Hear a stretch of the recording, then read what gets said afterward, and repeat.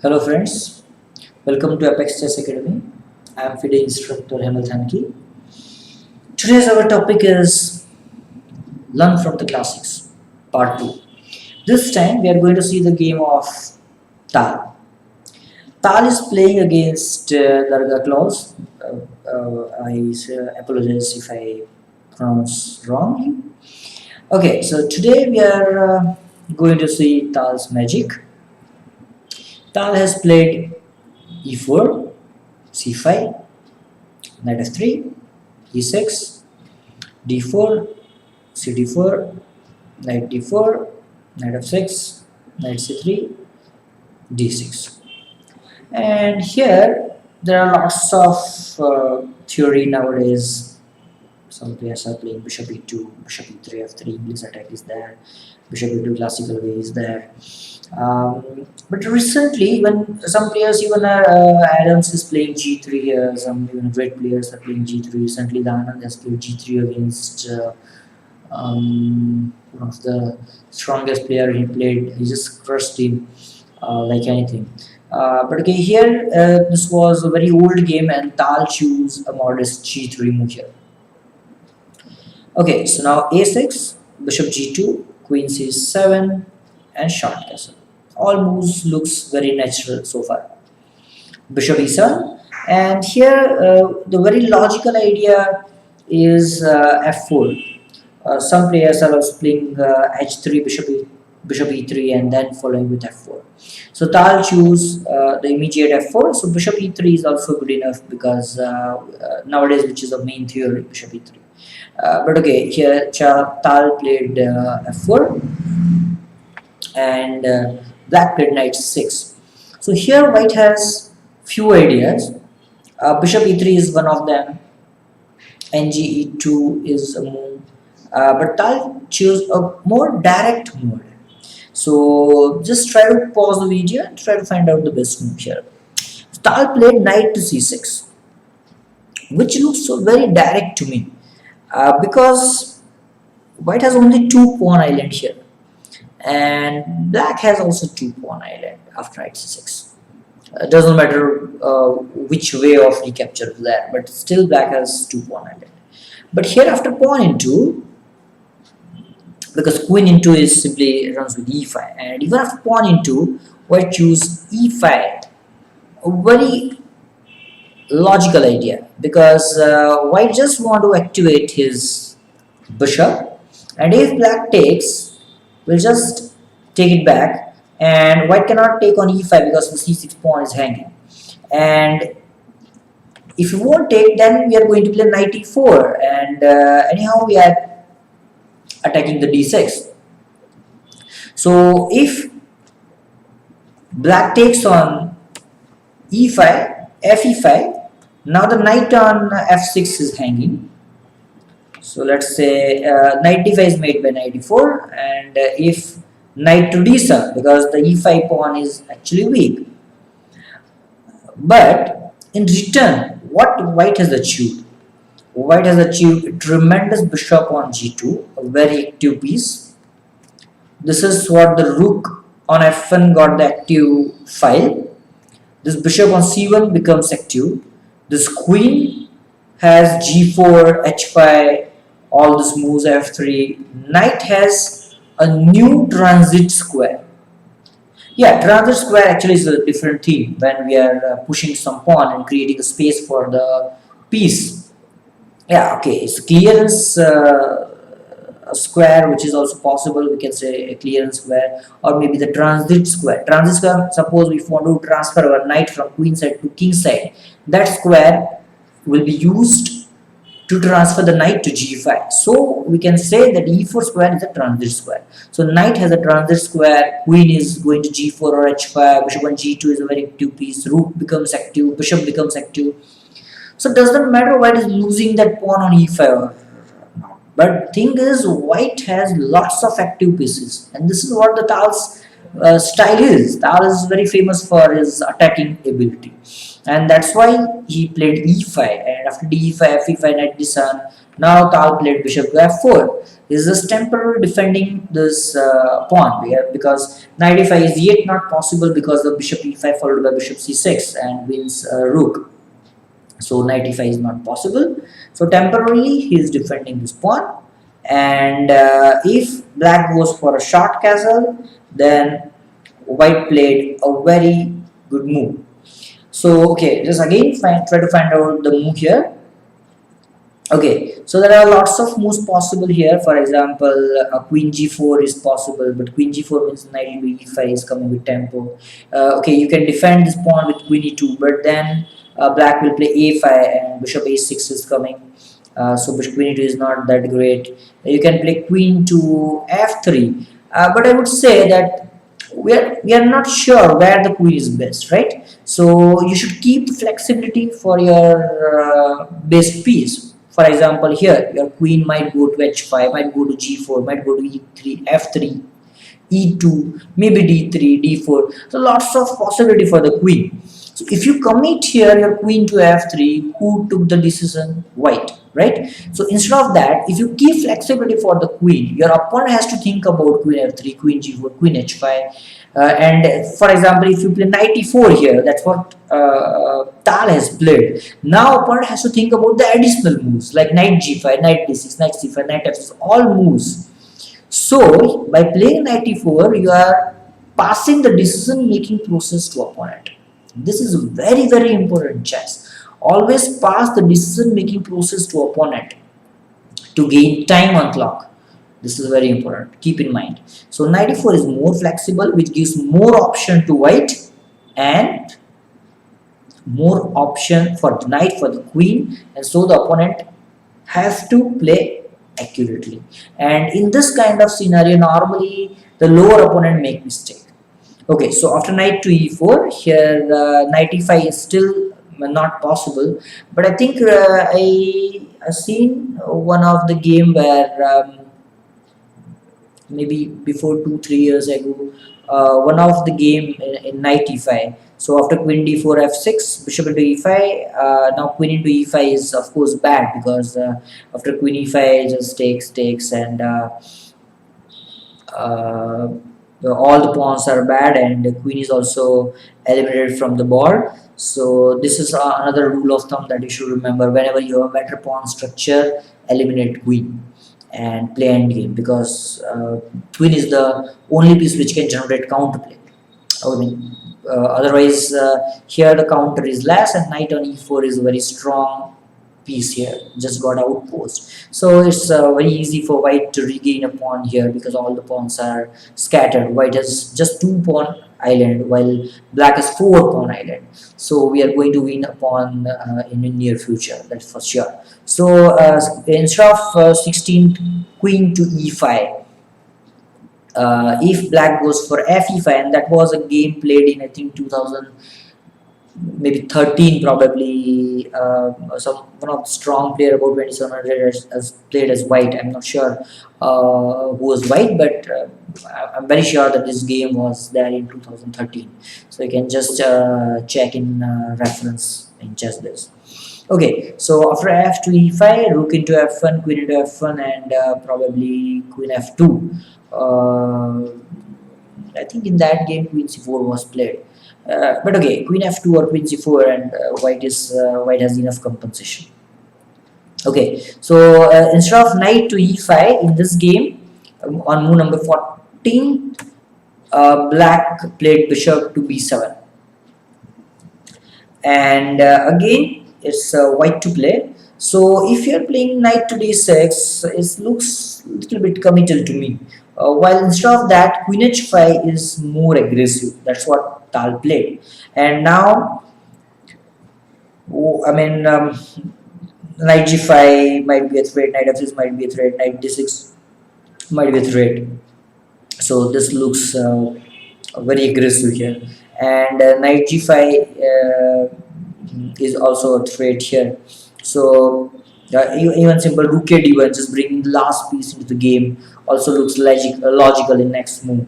So if say black plays rook d8, we just play rook ad1, which looks good, or maybe even just rook to f2 with the idea of rook f1. Both moves are very logical. So after queen h5, we are forced. We are just provoking black to play g6, and here queen f3 is a good move. Queen h3 might be possible, but queen h3 looks very odd square for the queen. While Tal has Tal has played a very good move. Queen to e2 is indirectly defending the e5 pawn, and queen is on a bad square on e2, where we can target everywhere. And now black played the c5. So instead of c5 is still knight into e5, then why should not worry about his pawn, but instead of that why should just play rook a to e1, just bring the last piece into the game. And if say queen b6 check, king h1, knight d7, and bishop to h6. And if rook moves, we just can play queen to d2 with the idea of either queen c3 where we can just target the g7 weakness. Here we are immediately targeting the unsupported knight on d7, and queen f4 is also a target, because after queen f4, f7 is a weak spot in black's camp. So queen d2, and white has tremendous play for the pawn. So again 16th knight e5 is not a big problem. So let's move to c5, which was played in game, and here knight f6 was played in game.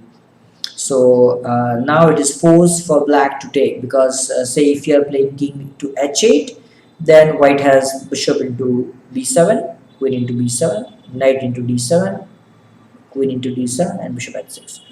Okay, it's also possible to play knight into d7 as well, but it looks ideal to trade all the pieces when you have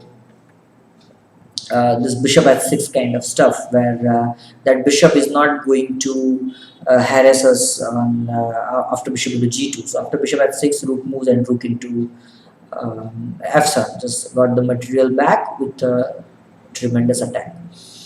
So instead of king to h8, let's say if knight into f6. So knight into f6 is immediately losing a piece after ef6, bishop d6, and bishop into d6, or wins a b7 bishop after queen d6. So knight f6 is also not possible. So bishop into f6 is forced, and after pawn into, now the queen is hanging, and now e5. So again, just try to find out the best move. Just pause the video and try to find out the best move, and that's what the Tal has played. Yes, so bishop into e5, because queen into e5 is simply made by queen e5, knight e5, and bishop into b7, and rook b8 means just bishop into a6. But still, I would say this that might be a better try. And if you play queen c8, then just we have queen e3 with the idea of queen h6. And knight e5 was played in game, and Tal played bishop into b7. Here, I would say that black must play queen into b7. Because this is the only hope for black to survive, because after queen into e5, rook f e8, queen to c5 is not a big problem, because queen into b2 is hanging, and say if queen c3, then rook e2, and black has some counter here. So doesn't matter he's a pawn down, but I think this should have been tried. But instead of that, on move number 20, black played rook a b8, and now the b7 bishop is hanging, and of course white should not take on a6. Instead of that, white should play like a Tal, and Tal played an accurate move here, bishop to d5. Okay, his idea is not to trap the rook after rook into b2, because after rook b2 you cannot play bishop b3 because of c4. But instead, if white goes for say rook b2, if black goes for rook b2, white will play rook a e1. This is what the idea is. And if knight goes back, try to find out the best move here as white. Always remember that forcing lines you have to count first. So if you have some forcing variation, you should choose that forcing variation. So forcing variation means first check, then threat, then capture, then threat, and then bring a new resource into the game. So here bishop into f7 is coming. Then say rook into queen e8 check. Now knight f8 means just rook to e7, and you cannot take on e7 because of f7 and wins knight. In fact, it's a mate. So if rook f8, then rook e7, and this is what the crushing move is, because you cannot take rook into e8 because of f7 check and make another queen. So this is how you can win after bishop f7 on move number 23. So you cannot take rook into b2. So let's come back to move number 21. After bishop d5, black played rook to b6, and this is what the good move is, because this is what the best try as black, because he's attacking the f6 pawn, and still white played a beautiful move, rook a1, playing in the same fashion. Now knight to d7, and again try to pause the video and try to find out the best move. So my question is, can you play bishop f7 as compared to the last move, where we already seen that bishop f7 was possible if he takes on b2. Okay, so here Tal played queen e7. Yes, so now bishop f7 is not possible, and that is what the idea of rook b6 is. So let's compare. If you are playing bishop into f7 here, after rook f7, queen e8 check, rook f8, and now if you play rook e7 as compared to the last variation, here black has rook b into f6, and that's why black played rook b6. Okay, so instead of bishop f7, Tal played queen to e7 on move number 23,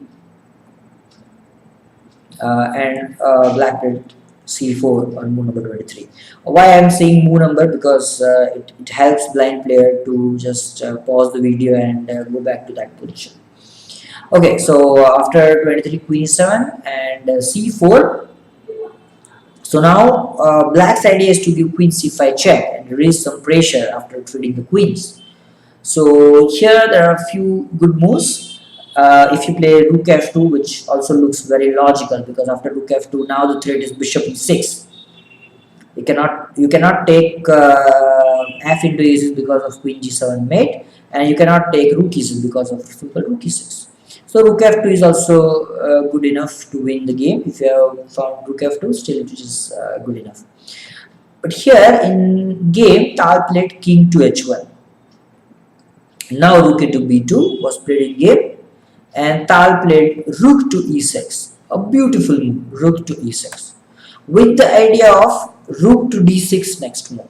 Again, black cannot take on e6 because of queen g7 mate.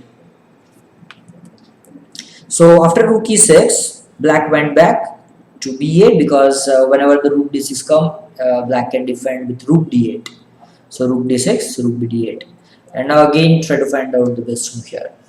So here Tal played rook to d1, a beautiful move. Again, just indirectly attacking this piece. So that looks fine, but okay, some other moves are also winning, like rook b1 with the idea of rook b7, or maybe even bishop e6, attacking the d7 knight again, and wins a piece. So either rook d1, rook b1, or rook d1, rook b1, or bishop e6, all three moves wins. Okay, so if you are able to find out this moves, great. So again, we have seen the beautiful game by Tal, a very good attacking game. Tal has played knight c6 followed by e5, the opening. That idea is of course very good, and you can definitely check in the opening perspective as well, because that gives a very active piece placement to white, and this is what Tal's liking is. So hope you like my video. So this theme, learn from the classic, is again very important. So we'll cover our more videos on theme as well in future as well. So if you like my videos, please subscribe to my channel for the future notification. Thank you.